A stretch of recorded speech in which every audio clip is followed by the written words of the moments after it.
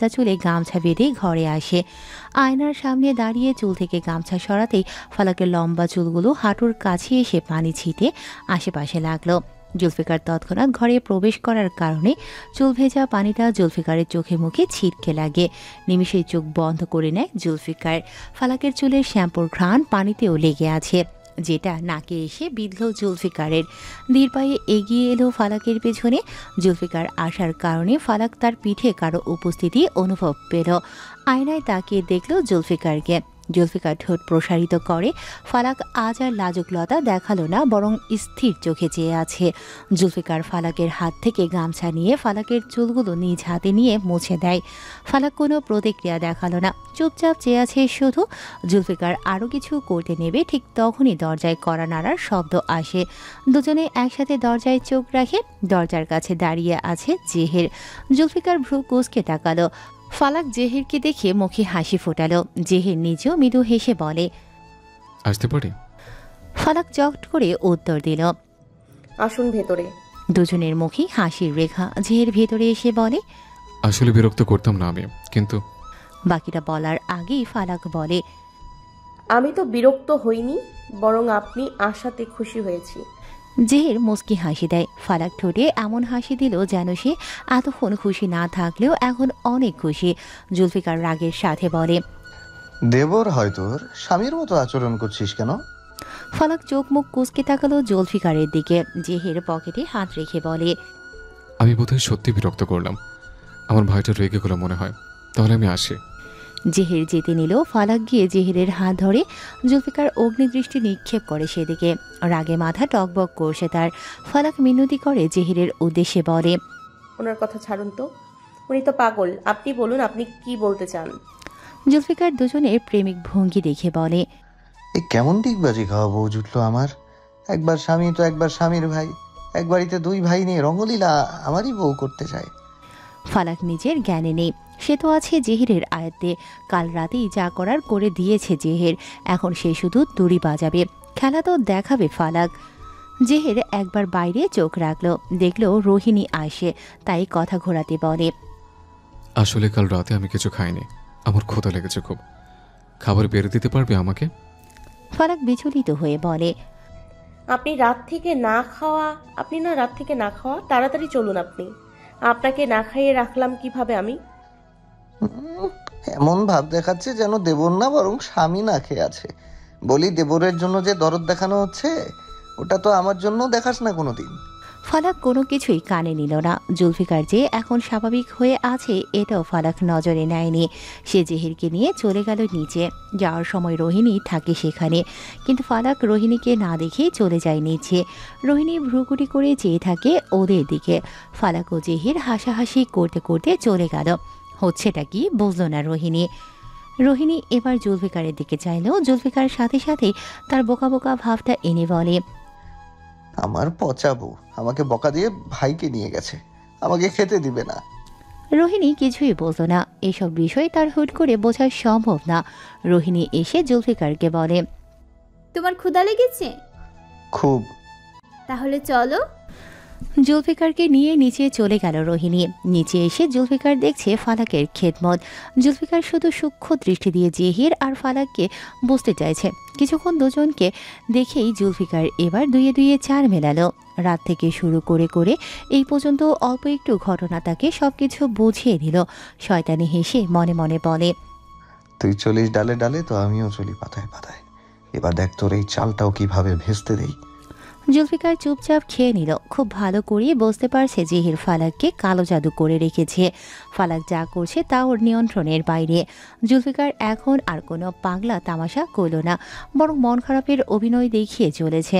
এখন কিছু একটা ঘটলে সবাই বুঝে যাবে ফালাককে জাদু করেছে। এরপর সকল তথ্য ফাঁস হবে। লিমন এসেছে টেবিলের কাছে, পুলিশের পোশাক পরিধান করা। টেবিলের কাছে এসে চ্যাটের রোহিণীর উদ্দেশ্যে বলে, বাড়ির সবাই খেয়েছে? রোহিণী ছোট্ট করে বলে, হ্যাঁ। লিমন বসতে নেবে দেখলো ফালাক আর জেহিরের আদিক্ষেতা। বসতে নিয়েও বসতে পারল না লিমন। অনেক কষ্টে মাথাটা দুদিকে ঝাঁকিয়ে আবারও ওদেরকে দেখছে। চেয়ারে বসলো ধীরে ধীরে। দুজনকে দেখে নিয়ে বলে, আজকাল লোক দেখিয়েও রঙ্গলীলা চলে নাকি? কথাটা আস্তে বলে, যেটা পাশে বসে থাকা জুলফিকার শুনেছে শুধু। জেহের লিমনের দিকে তাকিয়ে বিজয়ী হাসি দিল।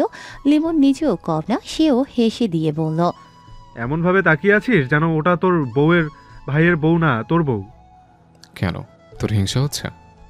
আমার বউকে থোড়াই না নিয়েছিস যে হিংসে করব? নিয়েছিস তো পাগলার বউকে, তাই তো হাড়গোড় আস্ত আছে। জুলফিকার মনে মনে বলে। ওর হাড় গোড় আস্ত থাকবে না বেশিক্ষণ। রোহিণী এবার বিরক্ত হয়ে ফালাককে বলে, তোমার স্বামীকে খাবার দাও ফালাক। ওনার কাছে তো তুমি আছো আপু। হ্যাঁ, কিন্তু লিমনও তো আছে, তাকেও খাবার দাও। তুমি দিয়ে দাও তাকে। আমাকে কেন কাজ করতে বলছো? একটু কি শান্তিতে থাকতে দেবে না? রোহিণী অবাক হয়ে বলে, এভাবে কথা বলছো কেন? কিভাবে কথা বলবো? তোমরা সেই ধরে একজন আমার পেছনে লেগেই আছো। আমি কতক্ষণ চুপ থাকবো শুনি? পিছনে লেগে আছি আমরা। তা নয় তো কি, এখানে চুপচাপ দাঁড়িয়ে আছি আমি, তুমি আমাকে দিয়ে কাজ করাতে চাও? এইটা তো তোমার দায়িত্ব, তুমি এই বাড়ির বউ। অথচ বউয়ের অধিকার আমার হয়েও তুমি আমাকে জ্ঞান দিতে আসছো। রোহিণী হাঁ হয়ে গেল, কিছু বলতে নিয়েও বলল না। এটুকু রোহিণী ভালো করেই বুঝতে পারল, কথায় কথা বাড়ে, তর্ক করলে পরিস্থিতি বিগড়ে যাবে। লিমন নিজের মতো খেয়ে নিয়েছে আর এদের কাণ্ড দেখছে। তামান্না সিঁড়ি দিয়ে নামছিল, কলেজে যাবে তাই। এখান থেকে কলেজ যেতে বেশ দেরি হয়।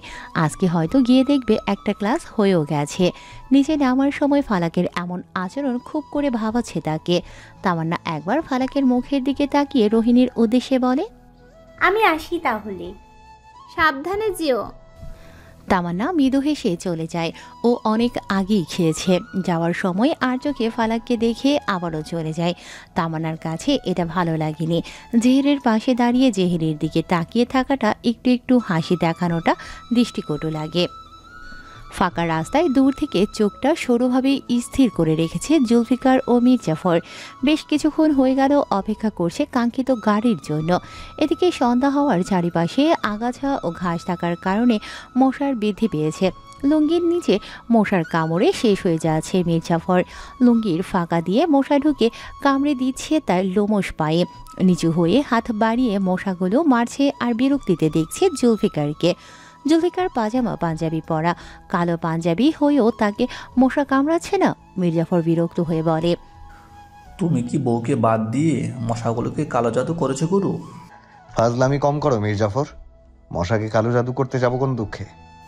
তা না হলে মশাগুলো তোমার লুঙ্গির ভিতরে ঢুকলেও আমার কালো পাঞ্জাবির কাছে আসে না কেন? আমাকেও মশা কামড়ায়, কিন্তু তোমার মতো মশা নিয়ে পড়ে থাকার সময় আমার নেই। এই সন্ধ্যায় তুমি আমাকে নিয়ে অপেক্ষা করছো এখন জেহের সওদাগর আসবে বলে? সে যে এই রাস্তায় দিয়ে যাবে এটাকে তুমি জানো? খুব ভালো করেই জানি। ওর 2 নাম্বার কাজ এই রাস্তা দিয়ে যাতায়াত করে করতে হয়। আমার হয়েছে যত জ্বালা। বউ যাচ্ছে আরেকজনের মশার কামড় খাই আমি। এই মশার কামড়ের বিনিময়ে তোমার মাইনে দিব। এখন মুখটা বন্ধ রাখো আর জালটা ঠিকভাবে রেখে দাও। বউয়ের জন্য ভাইকেও মারবে তুমি? বউ আমার ভাই বলতে এখন অজ্ঞান হয়ে গেছে। ওর ওই আলগা বিরিদ বন্ধ করতে হলে ভাইকে তো একটু শায়েস্তা হতেই হবে। তুমি কি হিংসে করছো তোমার বউয়ের জন্য অন্য কেউ যাতে নজর দেয় তাই? বউ যখন আমার, হিংসা তো হবেই। গুরু, আমার প্রেমের ফান্দে পড়েছো তুমি। সাপকে লাল করে দেব গাল। ফালতু কথা বলবে না। মশার কামড়ে লাল হয়ে যাচ্ছি, তোমাকে চাপকে লাল করতে হবে না। ওদের কথার মাঝেই জেহিরের বাইক চলে আসে। জেহির বাইক নিয়ে যেই ওদের সামনে দিয়ে চলে যাবে, ওরা দুজনে ঝোপের আড়ালে লুকিয়ে হাতে থাকা জাল ছুঁড়ে মারে। জাল এসে জেহিরের মুখে সহ শরীরে আটকে থাকে। দিক বেদিক হারিয়ে জেহির বাইক চালানো বন্ধ করে দেয়। সেই সময় মির্জাফর এসে জেহিরের বাইকের চাবি নিয়ে নেয়। জুলফিকার এসে জেহিরের কলার ধরে ঝোপের মধ্যে নিয়ে যায়। জেহির পাল্টা আঘাত করতে নিলে জুলফিকার সেই সুযোগ দেয় না, বরং জেহিরের হাতটা মুচড়ে ধরে বলে, তোর এই হাতটা ধরেছিল আমার বউ, তাই না? তাই এখন তোর এই হাতটাই আমি মুচড়ে দিলাম। ধরেছিল তো তোর বউ, তাহলে তোর বউকে কিছু করবি না? তাকে আমি অবশ্যই কিছু করতাম যদি সে নিজ জ্ঞানে তোর সাথে লিপ্ত থাকতো। আমার বউ এখনো পবিত্র। শুধু তুই তাকে প্ররোচনায় ফেলেছিস, আর এর শাস্তি তুই পাবি। তুই আমার কিছুই করতে পারবি না, কারণ এখন তোর উদ্দেশ্য হাসিল আমাকে খুব প্রয়োজন হবে। কিছু না করেও ছাড়বো না তোকে। বলেই জুলফিকার হাত বাড়িয়ে দেয় মির্জাফরের দিকে। মির্জাফর ওর কোমর থেকে চাবুক বের করে দিল। জুলফিকার এই অন্ধকার ঝোপের মধ্যে জেহেরকে নিজের সর্বশক্তি দিয়ে আঘাত করতে থাকে। জেহেরের পায়ে জোরে পা চেপে রেখে বলে, যতদিন না ওর উপর থেকে কালো জাদুর এই বিপদ সরে যাচ্ছে ততদিন তুই বিছানায় পড়ে থাকবি। আমার সাথে খেলা খেলতে যখন এসেছিস, আমার পাল্টা চাল তোকে দেখিয়েই দিলাম। তুই জেনে গেছিস আমি কালো জাদু করেছি, কিন্তু কিছু তো করতে পারবি না, কারণ আমি শ্রেষ্ঠ কালো জাদুকর থেকে জাদু শিখেছি। তোর জন্মের আগে তার জন্ম। এই কালো জাদু জগতের বাচ্চা আছে, তুই হেরে যাবে। খেলাটা যখন কালো জাদু নিয়ে, তখন দেখা যাবে কে জেতে আর কে হারে। শুধু সময়ের অপেক্ষা। এই অন্ধকার জগতে পা দিয়ে বড় ভুল করেছিস জুলফিকার, তুই ভুগবি বলে দিলাম। আমাকে এই জগতে আনতে বাধ্য করেছিস তুই আর তোর এই জালিম কালো জাদু রাজ্যের বাদশা। তাই আমাকে নিয়ে বলার আগে নিজের দিকটা ভাব। বলেই চাবুক ছুঁড়ে ফেলে দেয়। চাবুকটা উঠিয়ে নেয় মির্জাফর। জুলফিকার জেহেরের দিকে রক্তিম দৃষ্টি দিয়ে বলে, এই জুলফিকার সওদাগরকে নিয়ে খেলা করতে আসলে জুলফিকার সওদাগর চুপ থাকে না, সেও অংশগ্রহণ করে দেখিয়ে দেয়। বলেই জুলফিকার পা সরিয়ে নেয়। জেহের খেয়াল করে ওর পায়ে কোনো ব্যথা হচ্ছে না, আবার পা নাড়াতেও পারছে না। রাগ মিশ্রিত কণ্ঠে বলে, আমার পায়ে কি করেছিস তুই? তোর পায়ে এতক্ষণ ধরে এমন আঘাত করলাম যে তোর পা অবশ হয়ে গেল। চিন্তা করিস না, আমি তো জড়িবুটি নিয়ে অনেক গবেষণা করেছি। তোর পা ঠিক হয়ে যাওয়ার একটা টোটকা বানিয়ে দেব। আমি আবার তোর মতো না যে সব সময় কাছের মানুষের ক্ষতি চাইব। জেহের বিদ্রুপের হাসি দিয়ে বলে, তুই আমার ক্ষতি না চাইলে আমার থেকে আমার ভালোবাসা কেড়ে নিতিস না। তোর জবানে ভালোবাসা শব্দটা মানায় না। আমি খুব ভালো করে জানি তুই ঠিক কি করতে চাস, তাই এসব নাটক দেখাবি না। না, তুই কিছুই জানিস না। হ্যাঁ, আমি আগে কিছু একটা চেয়েছিলাম, কিন্তু এখন আমার ভালোবাসা চাই। ওই ভালোবাসা এখন তোর জন্য হারাম। হারামকে হালাল বানাবো, দেখে নিস। দেখাতে থাক তুই, আমিও দেখি তোর কত দম আছে। জুলফিকার চলে যেতে নেয়। একটু থেমে মির্জাফরের উদ্দেশ্যে বলে, ওকে বাড়ির সামনে রেখে আসার ব্যবস্থা করে দাও। আর হ্যাঁ, যে শিশি দিয়েছি ওটার ওষুধ ওর পায়ে দিয়ে দিও, যাতে আজীবনের জন্য পা হারাতে না হয়। গুম গুম নীরব পরিবেশ। যে যার মতো নিজের ঘরে আছে। অনেকের মনেই আজ সন্দেহের বাসা বাঁধতে শুরু করেছে। ফালাক আজকে অনেকটাই রুষ্ট আচরণ করেছে সবার সাথে। সেই সাথে আজ ফালাক শুধু জেহিরের পছন্দের খাবার রান্না করেছে, যেটা দেখে রেগে গেল ফরিদা। রুবাইদা অবাক হয়ে শুধু শুধু দেখছিল। নিজের ঘরে জানালার কাছে দাঁড়িয়ে বাইরের দিকে জঙ্গলটা দেখছে রুবাইদা। জুনায়েদ সওদাগর এসে পেছনে দাঁড়িয়ে তার মুখপানে চেয়ে জিজ্ঞাসা করেন, কি ভাবছো? রুবাইদা এমন উত্তর দিল যেন সে সজ্ঞানে নেই। জুনায়েদ সওদাগর ভ্রু কুঞ্চিত করে বলে, কোনো গভীর চিন্তায় মগ্ন ছিলে মনে হচ্ছে। হ্যাঁ, আসলে ভাবছি কি? ফালাক কেমন যেন আচরণ করছে আজকে। আমার জুলফিকারের প্রতি কি ওর বিরক্ত? তাহলে ও প্রথমে এত ভালোবাসা কেন দেখালো? হয়তো ও হাল ছেড়ে দিয়েছে। জুলফিকারের এক একটা পাগলামি ওর সহ্য ক্ষমতার বাইরে চলে গেছে। আমি তো এই সব কিছু ভেবে জুলফিকারের থেকে ফালাককে দূরে রাখছিলাম। আমি জানতাম মেয়েটা ধৈর্য বেশি টিকবে না। শুধু ফালাক কেন, আমি তো বলবো একজন পাগলের সাথে সংসার করা চারটিখানি কথা না। সে যতই আমার সন্তান হোক না কেন, বাস্তব তো এটাই না। মেয়েটা বুঝেছিল আমাকে, আর না তোমরা কেউ। এবার বুঝলে তো বারবার ওর সুখের কথা কেন বলেছিলাম। একটা সংসারে মানসিক সুখ সব থেকে বড় প্রয়োজন। আজ ফালাক মানসিকভাবে মেনে নিতে পারলো না। ওর ভাগ্যটাও ওকে কেমন উলটপালট জীবনে ঘুরিয়ে দিল। আফসোস করে আর কি লাভ হবে? যেটা হবার হয়ে গেছে। না, আমি ফারজানার দেওয়া কথা রাখতে পারলাম না, আর না আমি নিজের ছেলের কোনো দিক দিয়ে দিতে পারলাম। সব কিছু থেকেই ব্যর্থ আমি। সব থেকে নিজেকে ব্যর্থ লাগছে। সব কিছু ঠিক হয়ে যাবে, চিন্তা করো না এত। কবে হবে ঠিক? আর কতক্ষণ অপেক্ষা করব? আর কত শুভ দিনের পথ চেয়ে বসে থাকবো? বলতে বলতেই কান্না করে দেয় রুবাইদা। জুনায়েদ সওদাগর তার বউকে আগলে নেন নিজের মাঝে। মাথায় হাত বুলিয়ে দিয়ে সান্ত্বনা করছেন শুধু। জুলফিকার বাসায় ঢুকলো মাত্র, ঢুকে দেখলো ফালাক বসে আছে সোফায়। জুলফিকারকে দেখেও কোনো নরণচরণ দেখা গেল না। জুলফিকার নিজের মতো ঘরে গিয়ে কাজ করতে থাকে। নিজস্ব কিছু টোটকা আলমারিতে লুকিয়ে রেখে নিচে এসে দেখে ফালাক এক মনে দরজার দিকেই চোখ রেখেছে। জুলফিকার সিঁড়ি দিয়ে নেমে সোফায় বসলো ফালাকের পাশে।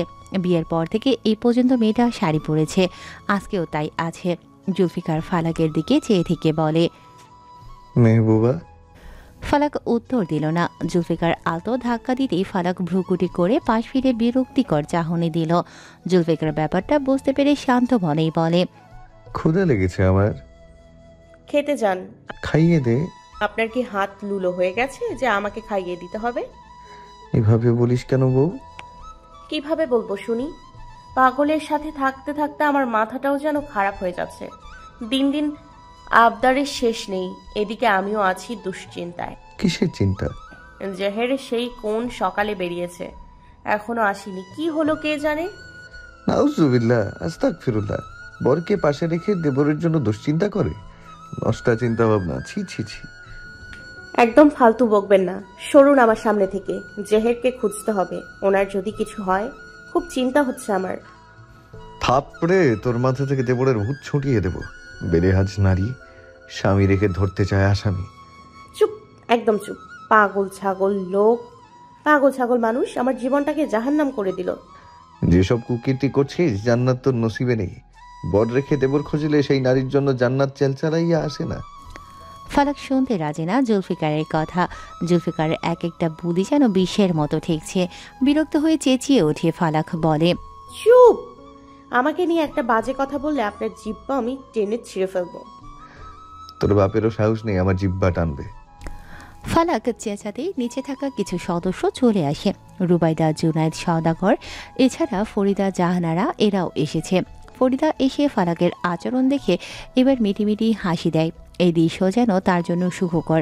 রুবাইদা কিছু বলতে নেবে তার আগে বাইরে থেকে পাহারাদারের কণ্ঠ শুনতে পায় সবাই।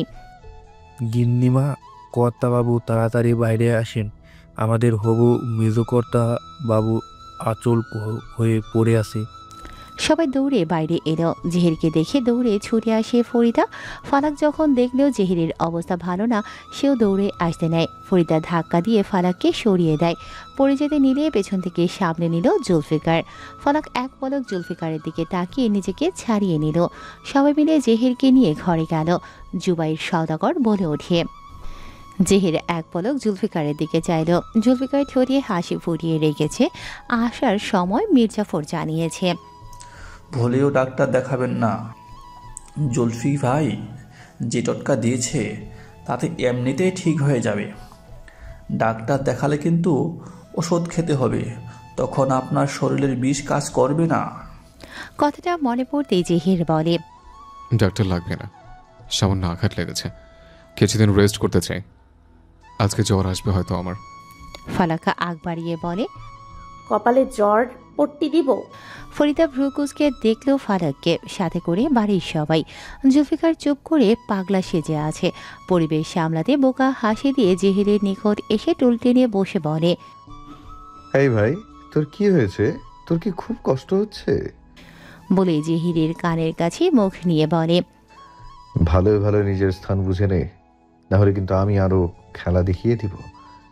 জের কোনো উত্তর দিল না। রুবাইদা ফালাকের কাছে এসে বলে, তুই তোর ঘরে যা, জেহেরের জন্য আমরা আসি। না, আমি যাব না, আমি ওনার সেবা করব। জেহির সোজা ফালাকের চোখের দিকে তাকিয়ে আছে।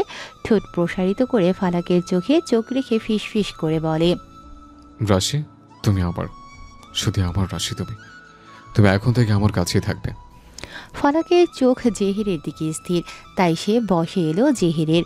ফালাক যেই এগোতে নেবে অমনি রুবাইদা হাত দিয়ে বাধা দিল। বিরক্ত চাহনি দিল ফালাক। রুবাইদা বলে, জেহেরের সেবা করার জন্য ওর মা বাবা আমরা আছি। আমিও সেবা করতে চাই। নাক সিটকে আসে রুবাইদার। জুনায়েদ সওদাগর রক্তিম চাহনি দিলেন।